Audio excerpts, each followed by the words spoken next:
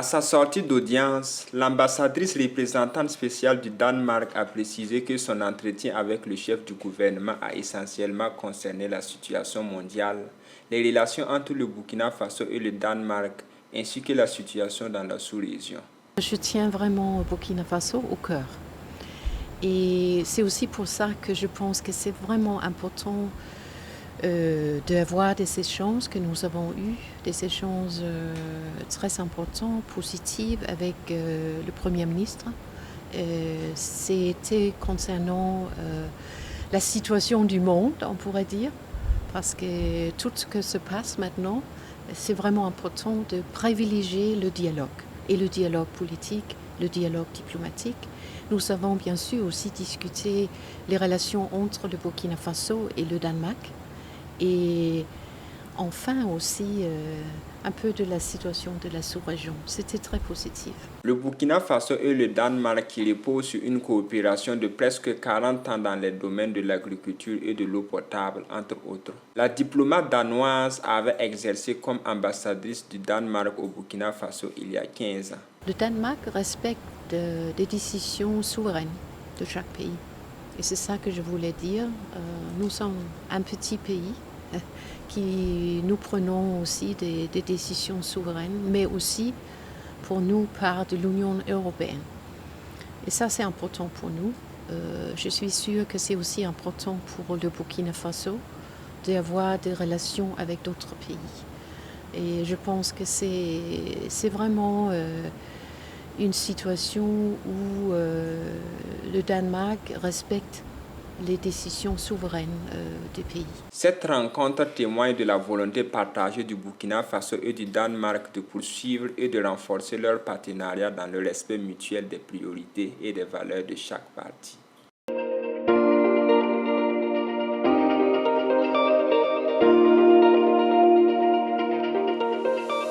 Avant le début de la cérémonie du Nabaska, des offrandes ont été présentées aux ancêtres en guise de remerciement pour les bonnes récoltes de cette année. Ce geste symbolique a marqué le respect de la tradition et la gratitude envers les forces invisibles qui veillent sur la communauté. La journée d'aujourd'hui marque la célébration de la fin d'une saison, fin à cause de laquelle nous voulons remercier les ancêtres pour qu'ils remercient le Créateur, parce que nous avons eu une bonne saison dont nous avions demandé l'heureux dénouement au cours d'une autre célébration avant la saison des pluies. Sa Majesté le Naba Kwabga a effectué 3 sorties symboliques, mettant en lumière l'importance de son rôle dans la préservation du patrimoine et de la cohésion sociale. Ce jour représente la continuité de la culture, la pérennité des valeurs et l'unité de la communauté. Il constitue un moment pour honorer le passé, célébrer le présent et préparer ensemble l'avenir sous une direction commune. Les 3 sorties du chef correspondent à 3 réalités. La première sortie, si vous avez remarqué, a consisté pour le chef à se montrer avec tous les attributs qui font de lui le Sankunaba. La deuxième sortie a consisté à dire tout se présente bien, tout se passe bien, on est content. Et la troisième sortie, c'était pour dire maintenant, pour la fête, allons-y. Le Nabaska du Sankui Naba Kwabga est un moment important de rassemblement pour la communauté, marquant à la fois le respect des traditions et l'hommage aux ancêtres. Cette cérémonie est l'occasion de renforcer les liens communautaires et de renouveler les bénédictions pour l'année à venir.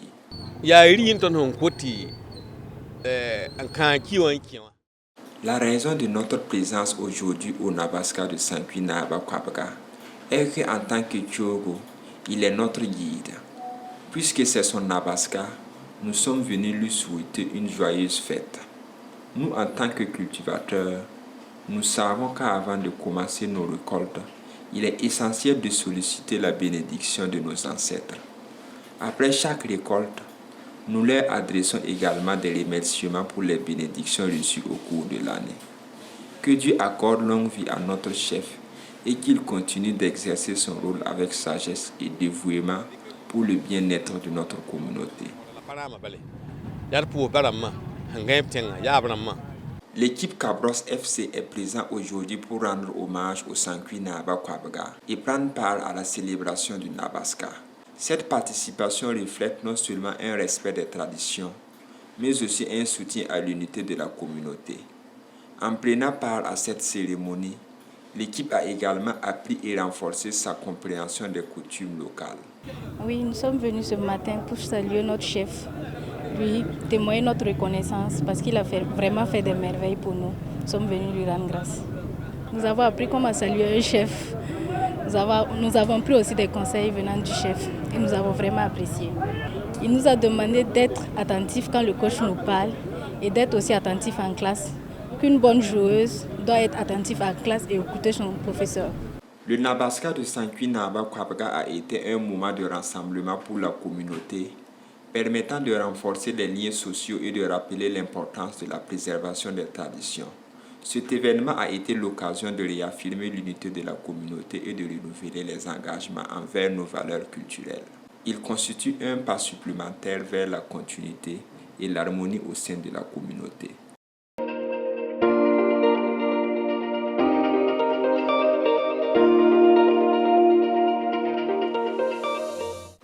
D'après le commandant Hussein Zida, responsable du Centre national de formation des volontaires pour la défense de la patrie, les jeunes ont suivi pendant 3 semaines une formation en tactique et technique de combat tout en étant sensibilisés au civisme et au patriotisme. Il faut noter que cette formation n'est pas une formation, une fin en soi. Elle doit être poursuivie dans vos entités parce qu'elle se veut évolutif, elle se veut un entraînement continu pour que les acquis soient pérennisés. Selon le commandant Ahmed Zono Massakande, coordonnateur de l'initiative présidentielle Faso Mewo, l'objectif de cette formation militaire est de renforcer la cohésion, de créer une véritable famille et de former un groupe uni, animé par des valeurs de patriotisme, afin de relever les défis liés aux infrastructures. Nous avons tenu à envoyer nos 450 personnels au niveau du Centre national de formation des VDP. Nous voulions leur inculquer les valeurs du patriotisme et aussi créer un esprit de cohésion pour qu'à la sortie, on ait une famille, la famille Faso Mewo. Lorsque je regarde ces 450 personnes, je me dis qu'avec eux, nous pourrons relever les défis, nous pourrons relever le challenge qui nous est donné. Après une semaine de permission, automatiquement il y aura une phase de roulement et nous avons 4 chantiers majeurs que nous devons automatiquement entamer. C'est pour vous dire que toutes ces 4 brigades seront au travail. Le lieutenant-colonel Mahamad Sawadgo, commandant adjoint de la brigade des volontaires pour la défense de la patrie, a expliqué que cette formation permettra aux stagiaires de renforcer à la fois leur propre sécurité et celle des moyens logistiques qui leur sont attribués. Les stagiaires de leur côté ont salué cette initiative, exprimant leur appréciation pour la dynamique lancée par les plus hautes autorités du pays. Nous, étant les bénéficiaires de cette formation, nous ne pouvons dire que merci. Et cette formation, je pense qu'il fallait. Il fallait pourquoi? Parce que nous venons tous d'horizons divers, de tous les recoins du Burkina Faso et d'ailleurs, parce que nous avons des frères qui ont quitté ailleurs pour rejoindre cette pensée. Et la pensée est idéale, la pensée que tous les Burkinabés voulaient pour une construction émergente pour le Burkina Faso. Je pense qu'aujourd'hui, nous qui sommes là, nous ne pouvons que remercier les cadres, nous ne pouvons que remercier les formateurs, nous ne pouvons que remercier la haute hiérarchie qui a accepté, qui a mis tout en œuvre pour que nous puissions vraiment suivre cette formation. Cette formation, d'une part, c'est éducatif et elle nous a permis vraiment de voir autrement et d'avoir une nouvelle vision sur la question du patriotisme, sur la question du civisme. Et cette formation m'a vraiment beaucoup apporté. Ça, je le dis haut et fort. Voilà, déjà, je ne me pensais pas capable de subir une formation militaire en tant que femme. Et avec un peu l'âge, bon, je ne suis pas très âgée, mais quand même, vraiment, ce n'était pas très évident. Mais nous avons pu tenir grâce à l'accompagnement de nos cadres qui nous ont vraiment encouragés dans les efforts physiques, dans l'exécution des différents exercices physiques et intellectuels également. Parce que nous avons inculqué des valeurs civiques et militaires à travers cette formation. Et je pense que cette formation nous sera vraiment bénéfique, voilà, pour l'accomplissement de nos tâches sur le terrain. Et cette formation, elle était vraiment nécessaire pour chacune de nous. Et je pense qu'elle sera d'autant plus nécessaire pour ceux qui voudront vraiment s'engager dans des initiatives, que ce soit dans la fonction publique ou dans d'autres initiatives du président Ibrahim Traoré. La formation des 450 volontaires pour la défense de la patrie dans le cadre de l'initiative présidentielle Faso Mebo prépare ces jeunes à relever les défis infrastructurels du pays, renforcés par des valeurs de cohésion, de patriotisme et de sécurité et soutenu par les autorités du pays.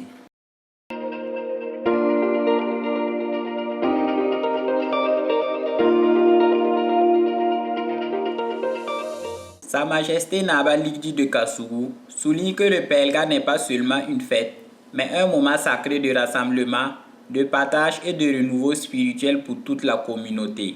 Le Pelga, c'est une fête coutumière annuelle qui est célébrée dans la localité pour dire merci aux ancêtres de nous avoir gardés toute l'année en bonne santé, de nous avoir permis d'avoir de bonnes récoltes, de nous avoir permis de prospérer, d'avoir permis à nos enfants de prospérer et de gagner,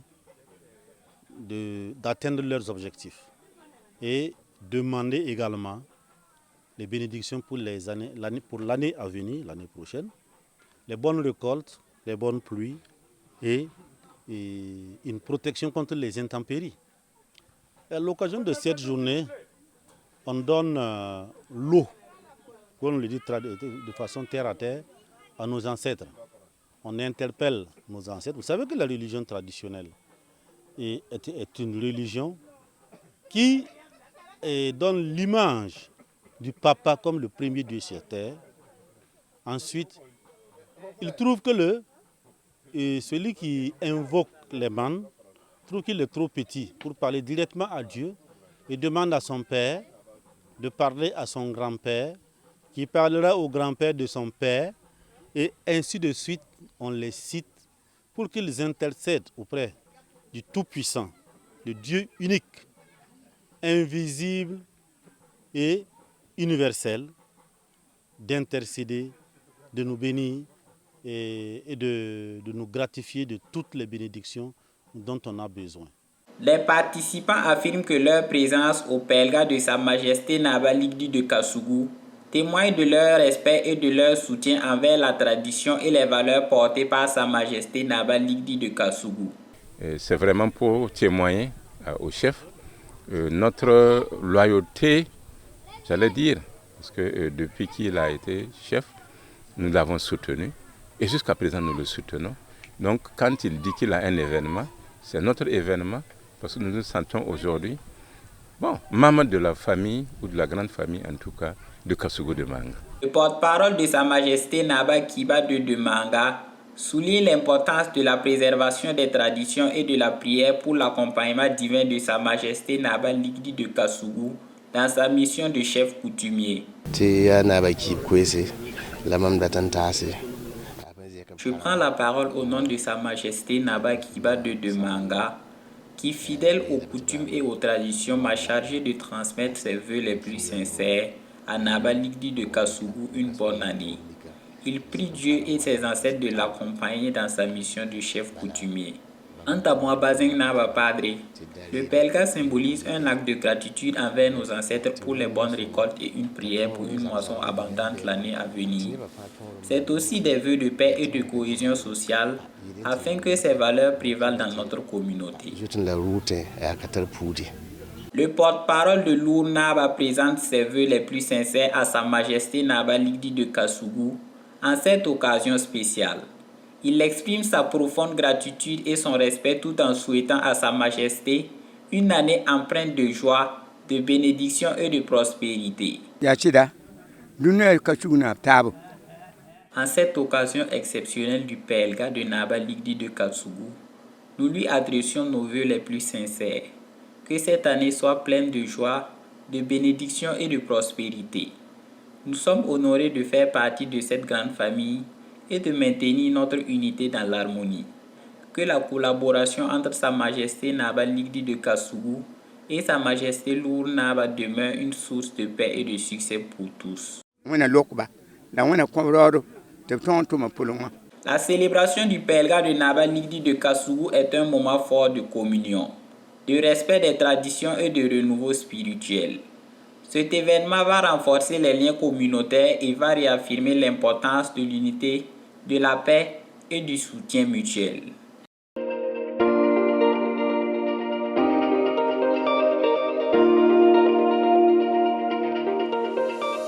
À la fin de son audience, l'ambassadeur de la République de Turquie a exprimé sa gratitude au Premier ministre pour son accueil chaleureux. Ce fut l'occasion pour elle de lui dire au revoir après 4 ans de service, tout en soulignant l'excellente coopération entre les deux pays dans divers domaines. Les perspectives futures ont été évoquées, notamment l'arrivée du nouvel ambassadeur au Burkina Faso. L'important pour moi, c'était, avec tous les défis que ce pays faisait face, stratégiques, sécuritaires et alimentaires, c'était d'être aux côtés du peuple burkinabé. Ça, c'était vraiment le socle de notre relation et pour pouvoir développer la coopération entre les deux pays. Et nous avons pu réaliser la commission mixte, la 3e, qui est en fait la base pour pouvoir aller de l'avant dans la coopération. Nous avons pu également organiser la première réunion de l'industrie de la défense, parce qu'on a un accord qu'on avait signé en 2019.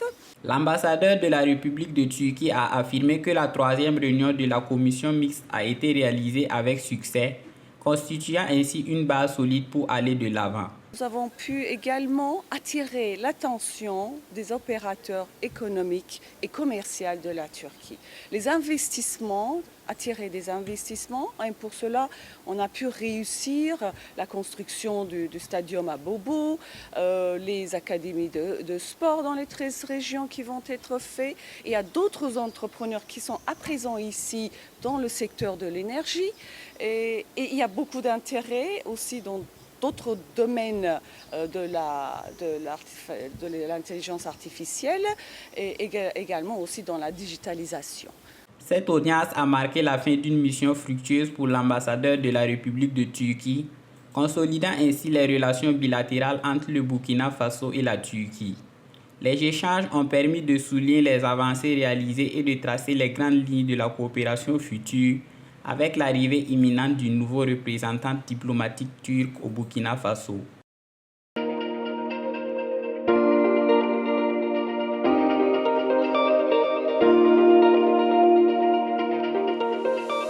Le président du mois de la coordination nationale des associations de veille citoyenne ouvre la séance des discours en exprimant la solidarité de la société civile et en réaffirmant l'engagement des patriotes pour la défense de la souveraineté nationale.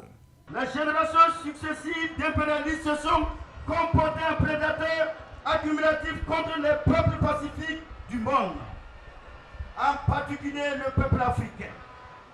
Ainsi, ils ont massacré, pillé, esclavagisé, colonisé nos nations libres, après les avoir balkanisées, pour mieux les soumettre à une domination et une exploitation perpétuelle. Les 10 fils de l'Afrique qui ont osé dénoncer ou tenter de s'affranchir de ce joug bestial ont été embastillés, torturés, humiliés et tout simplement assassinés. Sont de ceux-là Martin Luther King, Patrice Lumumba, Kwame Nkrumah, Modibo Keïta, Sékou Touré, Nelson Mandela, Thomas Sankara, Muammar Kadhafi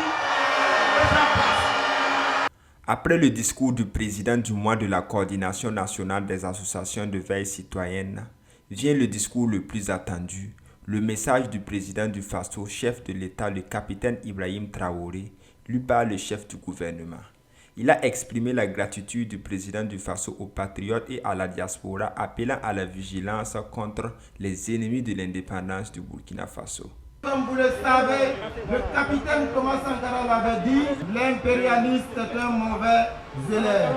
L'impérialiste applique les mêmes méthodes. Et notre leader, le camarade président, le capitaine Ibrahim Traoré l'avait dit, depuis l'esclavage, depuis la période de l'esclavage, jusqu'aujourd'hui, l'impérialisme n'a pas changé de méthode. La méthode est juste plus subtile et plus douce. Le Premier ministre a rappelé que les actions de déstabilisation actuelles rappellent les méthodes de 1987 qui ont conduit à l'assassinat du capitaine Thomas Sankara. Toutefois, il a assuré que le contexte est différent et que le peuple burkinabé est désormais plus conscient, plus uni et déterminé. Et les esclaves de Salon ont oublié une chose. 1987, ce n'est pas 2025. En 2025, nous sommes debout. La jeunesse burkinabé est debout. Le peuple patriote du Burkina Faso est debout. Les combattants de la liberté dans le monde sont debout. Et nous allons faire corps pour défendre notre leader,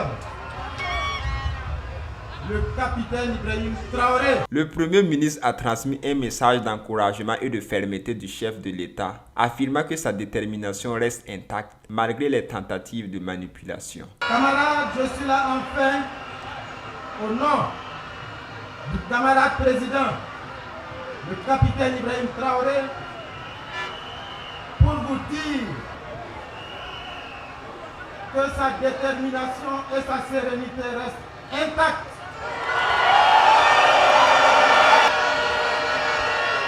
Que toutes ces manœuvres qui sont ourdies, toutes ces manipulations pour diaboliser, n'affectent en rien son moral. Notre combattant en chef est déterminé et serein parce qu'il puise son énergie dans votre mobilisation. Vous êtes l'une de ces sources d'énergie. Cette manifestation a donné le franc et vif témoignage d'une forte mobilisation populaire en faveur du processus de refondation nationale engagé par le président du Faso, le capitaine Ibrahim Traoré et son gouvernement. Elle a également réaffirmé l'unité des forces patriotiques autour des idéaux de souveraineté, de justice et de dignité.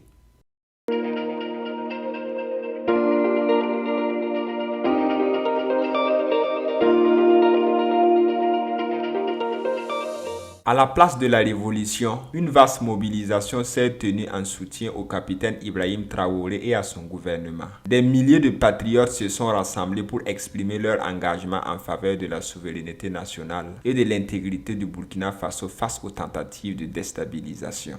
On va dire, on est d'accord avec notre président capitaine Ibrahim Traoré, on est d'accord avec l'AIS, mais à bas les impérialistes, à bas les apatries, à bas les généraux pourris. C'est le général Manglais qui est venu en Côte d'Ivoire parler là. Quand notre président capitaine Ibrahim Traoré, il est en train de bouffer l'or de Burkina. C'est ça nous dire que ce n'est pas son problème. Même Ibé, il a tout bouffé là. Ce n'est pas son problème. Parce qu'il veut dire qu'il veut que dans 10 ans, son pays soit Eldorado. Comment tu veux que ton pays soit Eldorado, tu n'es pas consommé l'argent de ton pays? C'est l'or de Burkina Faso, ce n'est pas l'or des États-Unis d'Amérique. Nous seulement, on voulait dire que ce qu'il a menti là, c'est aujourd'hui on va sortir annoncer, appeler les gens que nous ne sommes pas d'accord avec ce qu'il a parlé. Nous sommes heureux de la manifestation d'aujourd'hui. Nous sommes ici pour soutenir le chef de l'État, le capitaine Ibrahim Traoré et son gouvernement, car le monde entier s'est mobilisé pour soutenir notre président et les chefs d'État de l'AES. Face aux tentatives de notre pays, nous restons unis. Je tiens à remercier les organisateurs et participants pour leur engagement.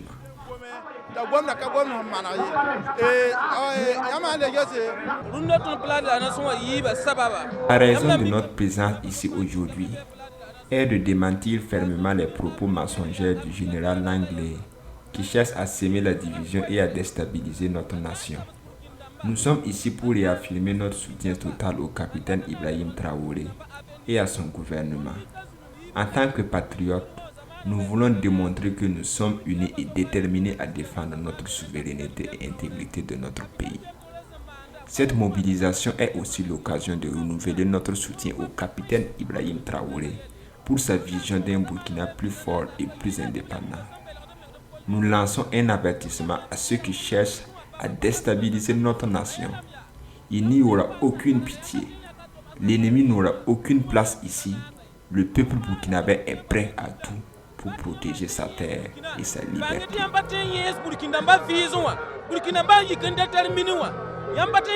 Les dirigeants impérialistes qui estiment que le président ne gère pas le pays comme il se doit. Voilà, nous on ne peut pas comprendre. Vous êtes là-bas et puis nous on est là. On voit que c'est une lutte noble. Et puis vous êtes là-bas que le président ne gère pas le pays comme il se doit. La jeunesse, toute la jeunesse burkinabé, toute la jeunesse AES soutient le capitaine président Ibrahim Traoré. On le soutient aujourd'hui, on va le soutenir demain, jusqu'à la fin. On est tous Ibrahim à vie. Nous sommes là ce matin pour dire merci. Merci à l'Afrique, merci aux panafricains, merci au monde entier qui ont entendu nos cris de liberté, nos cris de souveraineté et nos cris de sécurité. Nous sommes là pour leur dire merci. Merci de nous aider à nous débarrasser du prédateur, du colonisateur, des impérialistes. Voilà pourquoi nous sommes là. Et nous sommes là aujourd'hui pour encourager nos dirigeants. Je vais citer le capitaine Ibrahim Traoré du Burkina Faso, le général Kiani du Niger, le général Assimi Goïta du Mali. Encourager le peuple d'Afrique, le peuple d'AES, qu'ensemble nous pouvons nous débarrasser de l'impérialisme, avoir notre souveraineté et notre sécurité et quitter la pauvreté mentale. Parce que Dieu a créé l'homme à son image. L'Africain n'est pas créé pour être souffrant, pour être dans la misère. Nous avons décidé de nous libérer de la misère, de nous libérer de l'esclavagisme. Voilà pourquoi nous sommes là, pour dire merci, la patrie ou la mort, nous vaincrons. Cette mobilisation à la place de la révolution a clairement exprimé l'unité et la détermination du peuple burkinabé à soutenir le capitaine Ibrahim Traoré et son gouvernement. Les membres de la coordination nationale des associations de veille citoyenne ont réaffirmé l'engagement du peuple à défendre la souveraineté nationale et à rester vigilant face aux tentatives de déstabilisation. Le message est simple. L'unité et la résilience du Burkina Faso sont plus fortes que jamais.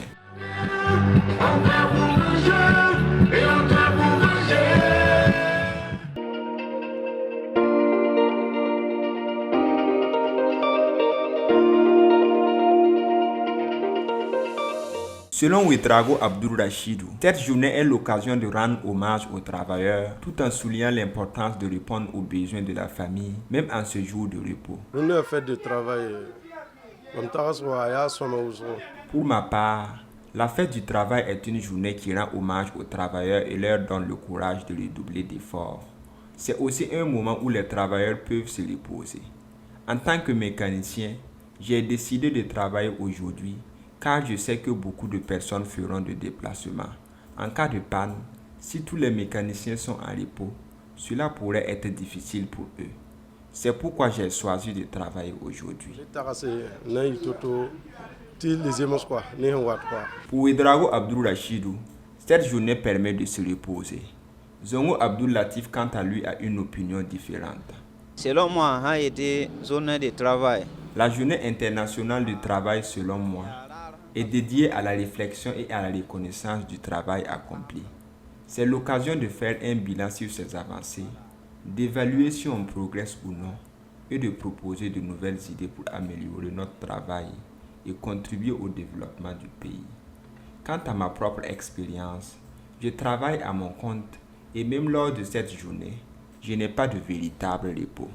En effet, même à la maison, je me sens constamment occupé, ce qui m'amène à travailler non seulement ce jour-là, mais aussi durant les dimanches.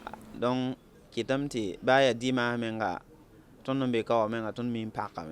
la journée internationale du travail est une occasion de célébrer les travailleurs dans la société. Les témoignages recueillis mettent en lumière des perspectives variées sur cette journée, soulignant l'engagement des travailleurs, qu'ils soient en repos ou en activité. Aujourd'hui, je ne savais pas que c'était une journée de travail. Parce que ce matin, j'ai déposé ma fille à l'école. C'est là-bas que j'ai su que c'était la journée de travail. On m'a dit qu'il n'y a pas de cours. J'ai dit pourquoi on m'a dit que c'est journée de travail. J'ai dit, ah donc ça concerne aussi l'école. Ils m'ont dit oui. J'ai dit ok, il n'y a pas de problème. Moi, je ne savais pas. Je ne vois pas l'importance dans cette journée, vu que moi, je ne suis pas dans le gouvernement. Je suis dans le secteur privé. Je travaille pour moi-même. Je paye mes employés et je ne peux pas leur dire de rentrer à la maison aujourd'hui parce que c'est une journée de travail. Ça ne colle pas parce que nous, la journée de travail, ça n'existe pas, c'est le commerçant. Chaque jour pour nous, on travaille. Même le dimanche, moi, je viens à la boutique. Parce qu'actuellement, comme vous le savez tous, il n'y a pas du marché.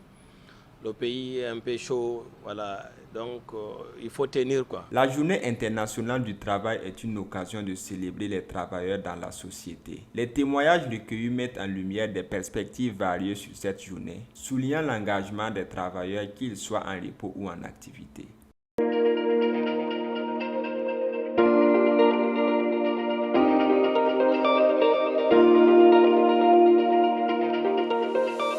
Selon le porte-parole du gouvernement, cette mesure s'inscrit pleinement dans le cadre de l'initiative présidentielle pour une éducation de qualité pour tous, notamment dans sa composante 7, qui concerne l'organisation de la discipline scolaire et la propriété des établissements.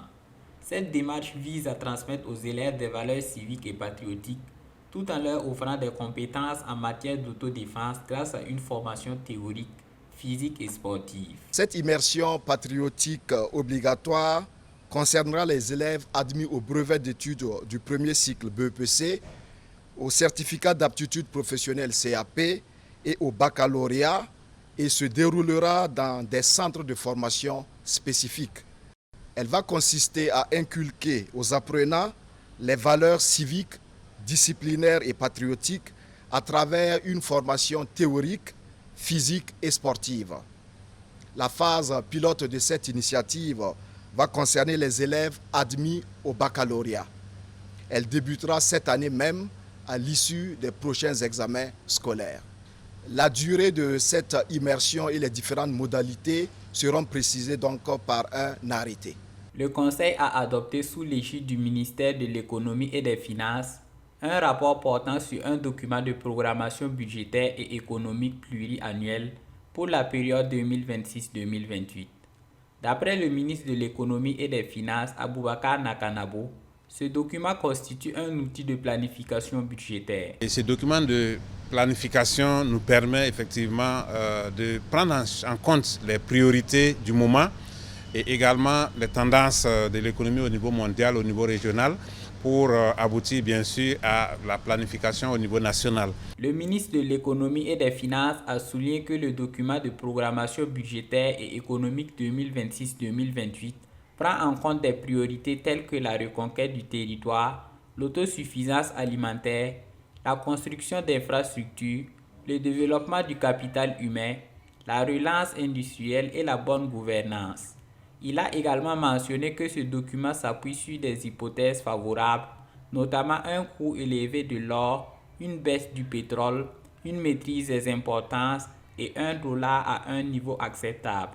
Le Conseil des ministres a salué les efforts de mobilisation des ressources internes qui montrent une tendance positive. Nous sommes passés de 3 000 milliards de ressources mobilisées en interne à 3 200 de 2024 à 2025.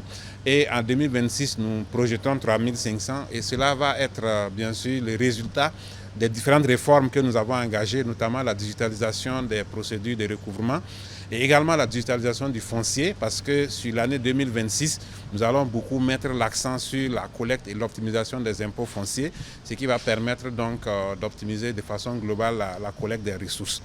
Un autre élément important qu'il faut noter, c'est qu'il a été présenté au Conseil une évaluation de la dépense fiscale. La dépense fiscale constituée de l'ensemble des exonérations qui sont accordées et des instructions ont été données pour une meilleure maîtrise de ces dépenses fiscales et faire en sorte qu'on puisse les réduire au maximum afin d'optimiser davantage la collecte des ressources. Les mesures adoptées lors du Conseil des ministres viseront à renforcer l'éducation patriotique des élèves et à optimiser la gestion budgétaire dans le but de soutenir le développement économique et social du Burkina Faso.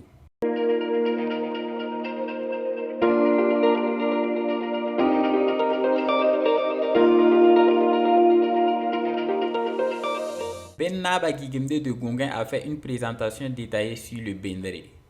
Il a partagé avec le public l'origine, la signification et le rôle du Bendere dans la culture burkinabé et son importance dans le maintien des pratiques et valeurs ancestrales. Le Bendere, c'est un instrument sacré, surtout dans la zone Mossi, Mouaga. Voilà, il occupe vraiment la première place des coutumes et rites dans la zone Mossi. Son rôle fondamental, c'est aussi l'évocation des mânes, la galvanisation de la société, tel que le royaume et les guerriers en temps de joie ou en temps de guerre. Voilà. Il a beaucoup de rôles et aussi il est communicateur parce que dans l'ancien temps, il est censé de donner les nouvelles du royaume au peuple. Dans son intervention, le Ben Naba Guigemde de Gonguin a souligné l'importance de l'origine familiale dans l'initiation au Bendere, affirmant que ce n'est pas toute personne qui peut être initiée, car il s'agit d'une tradition réservée aux membres de la famille Bendere. Le Bendere, ce n'est pas que je peux venir m'initier et puis devenir Bendere. Non, le Bendere, il faut savoir que c'est une famille. Et vous voyez que l'instrument est appelé Bendere, mais lui-même qui joue est appelé aussi Bendere, pour dire que se sont mariés. C'est les mêmes personnes. Voilà. C'est une famille. Le président de la vitrine internationale du tourisme, de l'hôtellerie et de la restauration de Ouagadougou a souligné que les échanges de cette journée étaient centrés sur le rôle de la bendrologie au sein de la société Mouaga.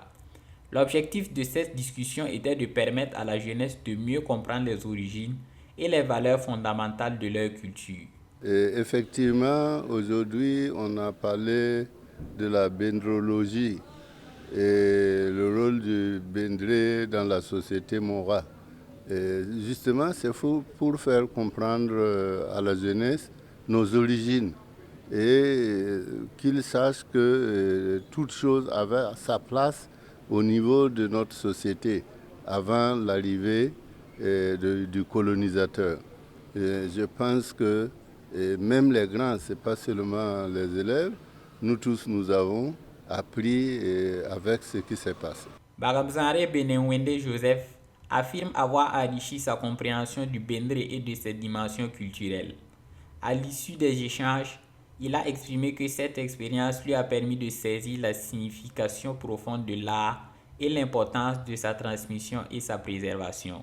On a appris ce que veut dire le Bendere, comment ça s'est, comment on a retrouvé le Bendere, comment le Bendere a apparu dans les mains des humains. Et on a appris aussi l'art d'écouter le Bendere, de comprendre le Bendere.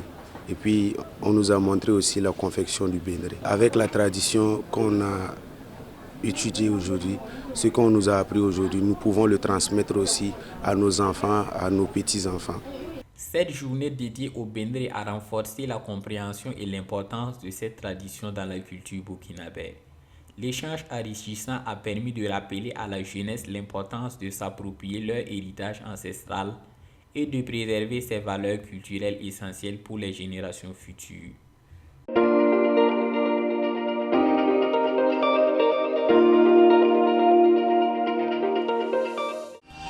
Sobre Web TV, la Web TV au-delà de vos attentes.